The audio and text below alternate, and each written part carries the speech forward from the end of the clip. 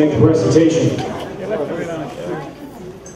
Our next induction is in the team category. The Thompson High School Boys Curling Team 1957-1958.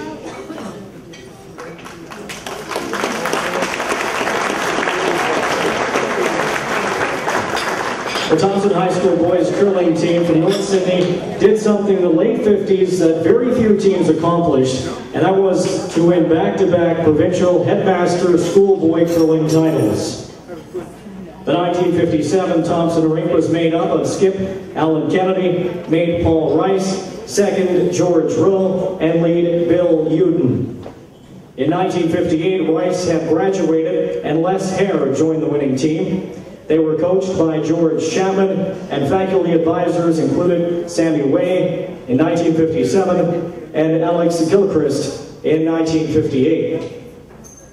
The community support was evident in 1957 when the North Sydney rink defeated Queen Elizabeth High School of Halifax 8-6 in Truro for the provincial crown and qualified for the national championship in Winnipeg.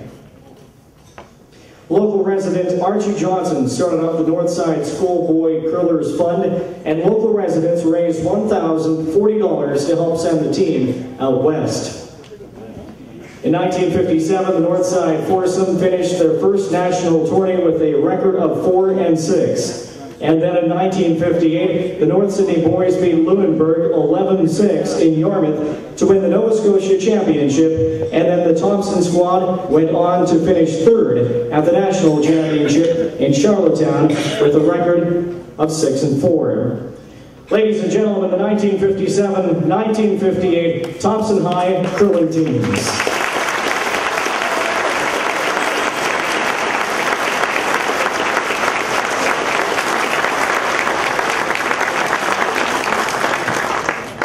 Thank you very much for that.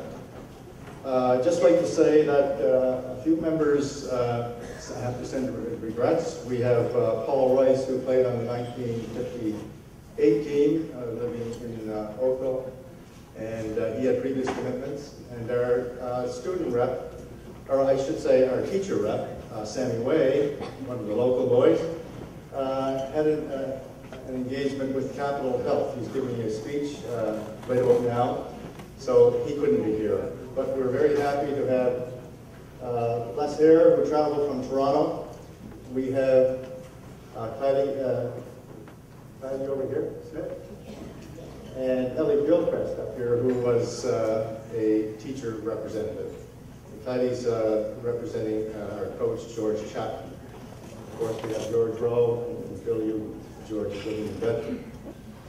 First, let me congratulate the other inductees, Naish, Lauren, John, the 82 Cape Breton Colonels, Jim, and to Eric, the recipient of the Alan Joseph Memorial Award.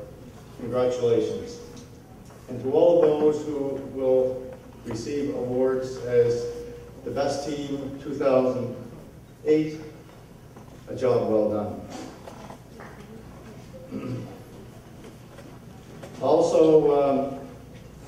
I would like to thank Ellie Gilchrist, a special thanks to Ellie Gilchrist for submitting the nomination application, and to the Cape Breton Sports Hall of Fame committee, selection committee, for this great honor. I mean, truly, it's great to be back home.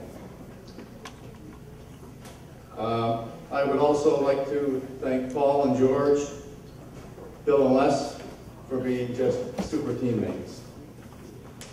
And I want to recognize the support from a group of people.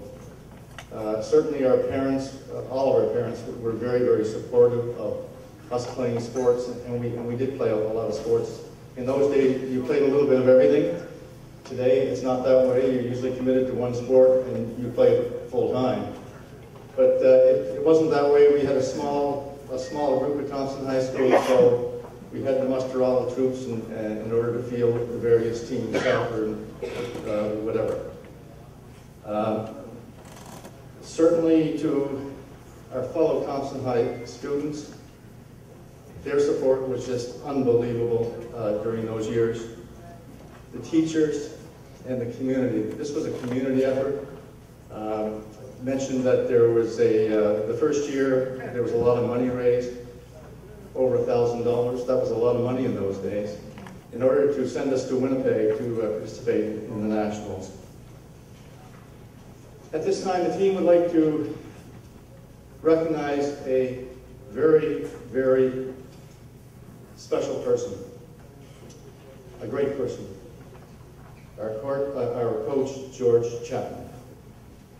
He spent many hours with us discussing strategies and the technical aspects of curling. And he was very, very quick to point out that as individuals, we were quite different, each with specific strengths and weaknesses.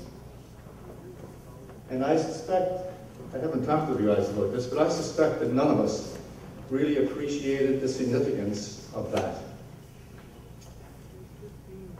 Because George took 4 young fellas who had been curling for 2 years. We started curling 2 years before we formed this team.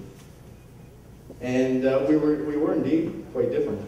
We had different styles, we delivered the rocks differently, but the only thing that we had the same were the pan shovel brooms that we used in those days. A little bit different than the brush they use these days. So he was, as a coach, trying to get us to maximize our potential. And he took on that by dealing with the human side of the equation. He led us to recognize and accept our differences, and to develop a mutual trust and respect for each other. As a result, we were able to learn from one another. We were able to complement one another, both in our skills on the ice and off the ice. And as a team, decisions just sort of came easy because we were so focused on the desired results, because after all, we just accepted that we were different. So we were focused on the results. And lucky for us, we achieved some of those. Some of those were great.